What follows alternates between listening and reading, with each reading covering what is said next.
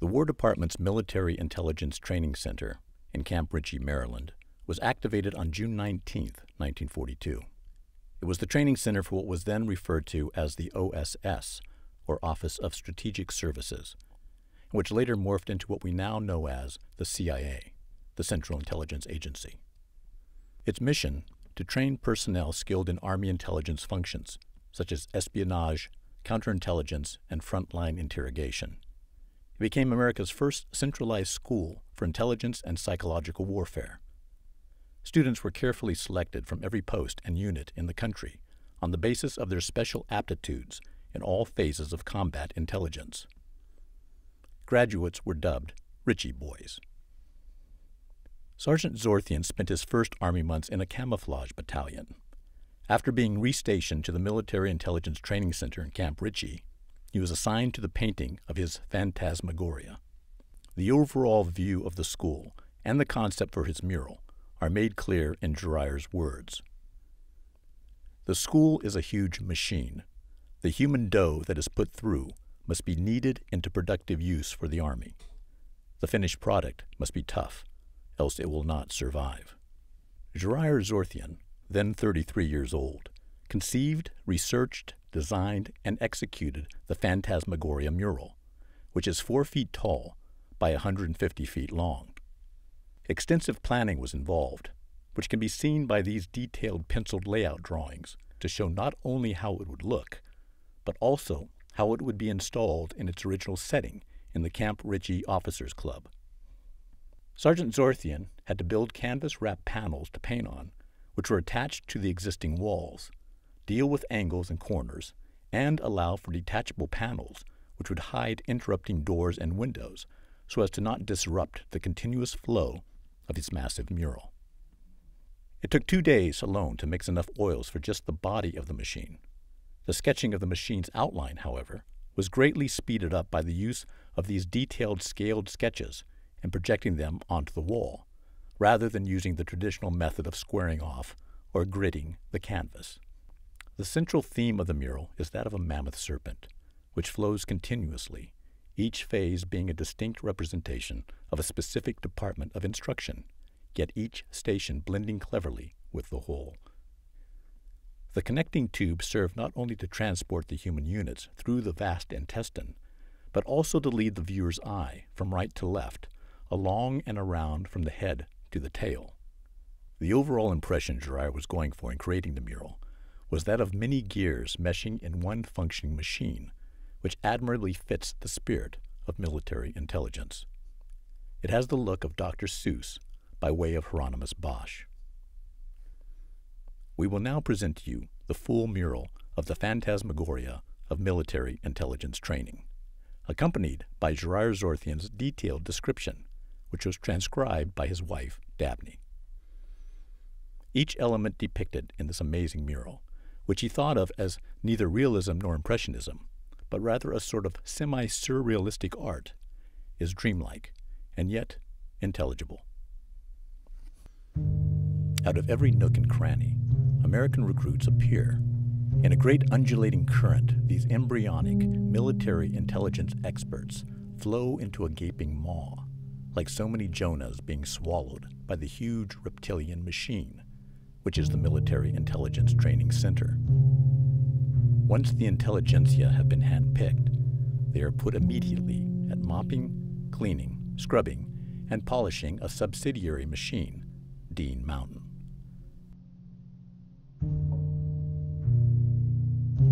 Recruits climb first into an elevated bathysphere.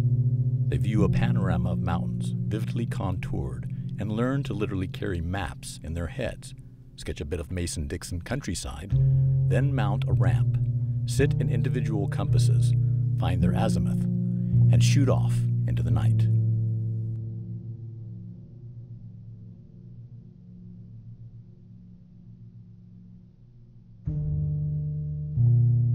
Like a great ear, the communicant listens to the signaling of students. Radio is vital. Television? Not yet, too early. But it germinates in the mind of the super GI, who taps the telephone wires of a curvaceous agent. Morse code is useful. Walkie-talkies are progressive. Pigeons are reliable.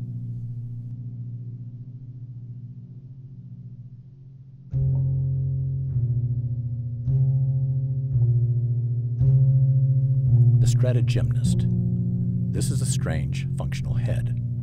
In an illuminated auditorium brain filled with men, this information is sifted and cemented into the plans and the counterplans of strategy. Into the protruding ears of this head, thousands of little moon-like faces burst knowledge of the enemy.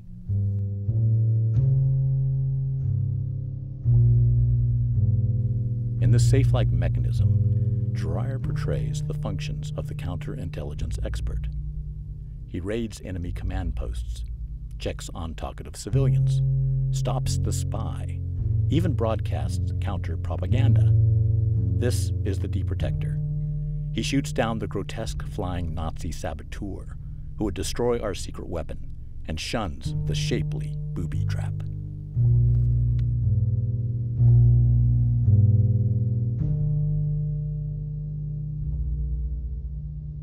On through the innards of their military intelligence training, the recruits are propelled.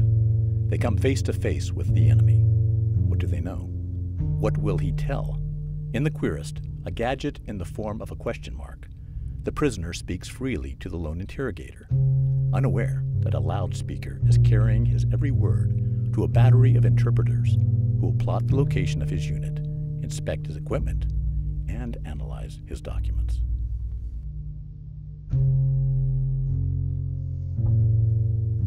Photo interpretation suggests this huge eyeball. The terrain is photographed by a crane camera, which then develops and prints by remote control. Under the monstrous central lens, all the photos are blended by the opterpter into a coherent mosaic.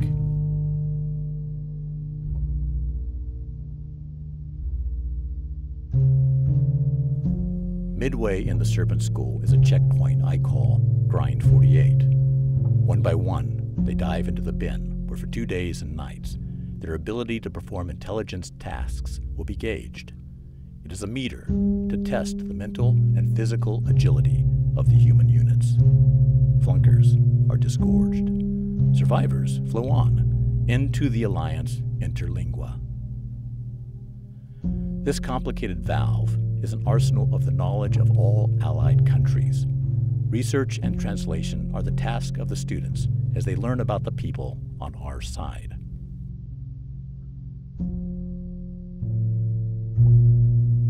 Jirayr also wanted to suggest the idea of a link between G2 senior intelligence and the Army as a whole.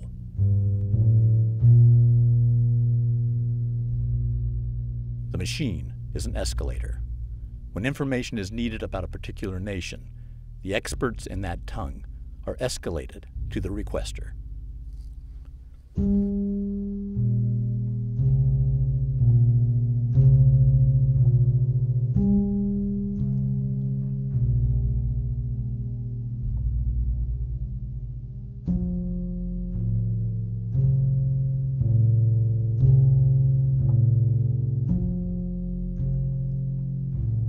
In the barrel of this upside-down revolver, students study weapons display, learn to shoot .45s and Tommy guns, and practice hand-to-hand fighting. Kill or be killed are the watchwords, lest one succumb in a goblin-filled chamber of horrors and be buried under a ribald tombstone. Floating into space are odd-shaped bits of information, which mean little in themselves. The students, almost experts now, toss these bits into a great churn, the octatomizer. There they are fitted together like the pieces of a jigsaw puzzle into a comprehensive picture of enemy action which billows forth in a crystal ball for the general staff to view. This is their final exam.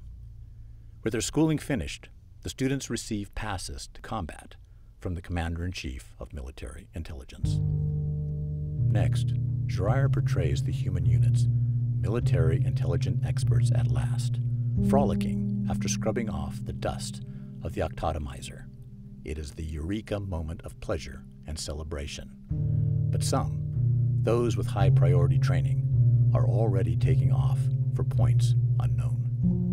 As two attendants turn handwheels and pull levers, the students, now finished products of the long, twisting machine, are tossed out into a swirling prep-alert pool to be drained off through pipes to different way stations.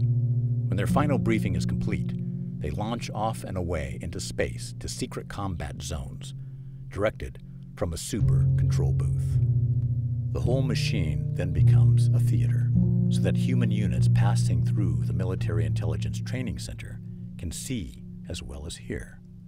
Beneath the towering proscenium arch, alive with actors, a Hitler rally is in session, while the overseer watches. Books, documents, maps, and charts pour out from a swastika and a rising sun onto a conveyor belt appendix. They will then be memorized by the military intelligence men. In a gland inside the machine, a fantastic game of chess goes on. Not your typical chess pieces. The students move tanks here, motorcycles there, or station a gun on the square. The last mechanism is the most spectacular of all, the teleuniversoscope. From overseas, a steady stream of reports comes flying into the focus of the Model G2 spyglass. Then, by an as yet unpublished process, these reports become living vignettes of frontline action, which can be viewed by the student at the eyepiece.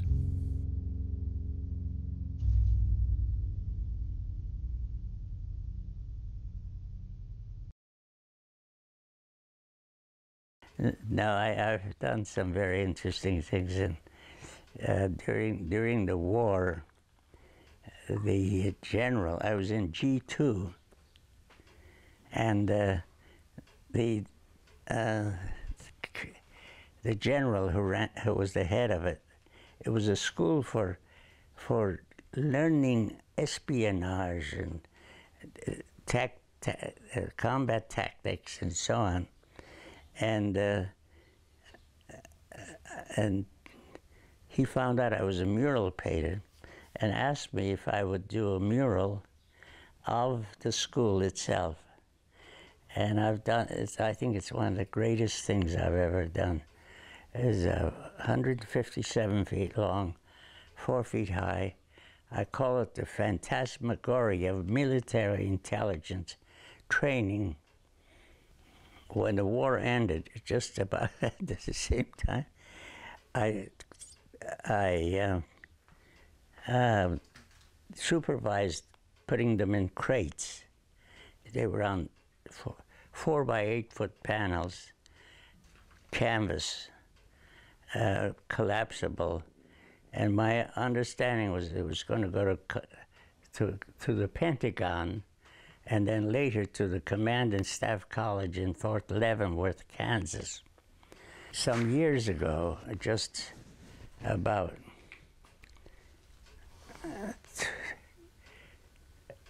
I think it was about 12 years ago,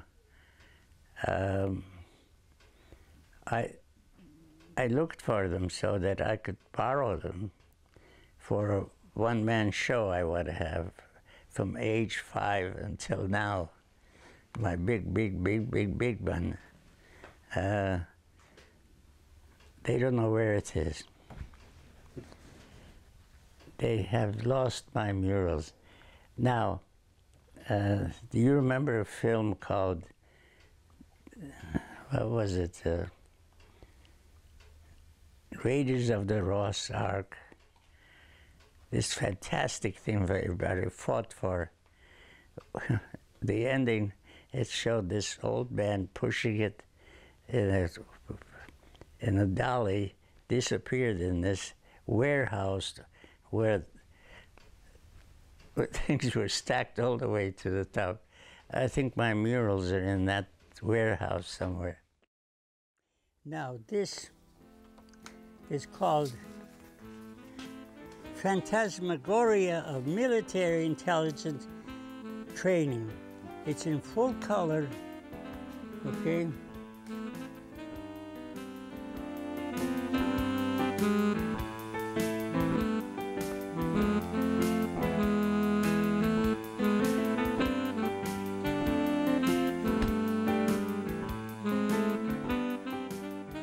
It starts here.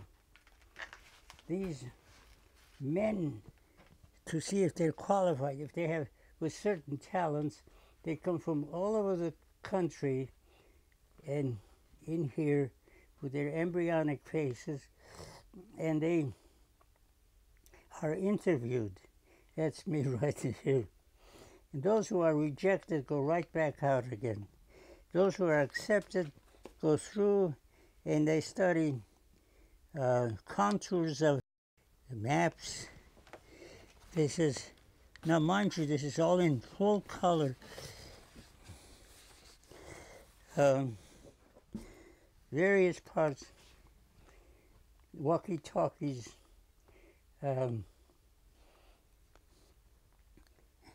secret weapons.